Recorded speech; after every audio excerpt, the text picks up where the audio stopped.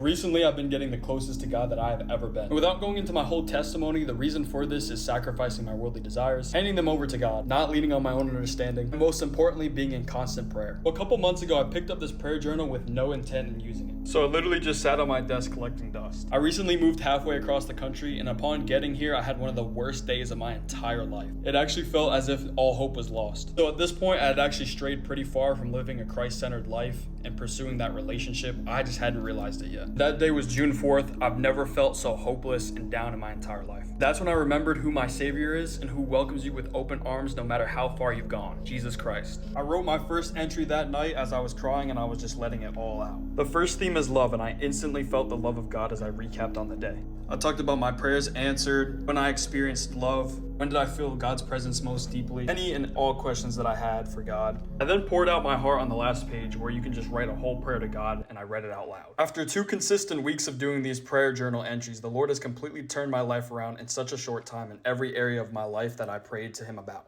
The reason I'm sharing this is because I feel the importance of prayer needs to be shared. And if you pick up this prayer journal and pursue that relationship with God, you can have a similar experience. Everyone's relationship with God is unique, but God's nature is constant. If He says to pray and you pray, good things will be added onto you. And that is why I highly recommend this prayer journal. If you guys are interested in checking it out for yourself, go ahead and check down the link below.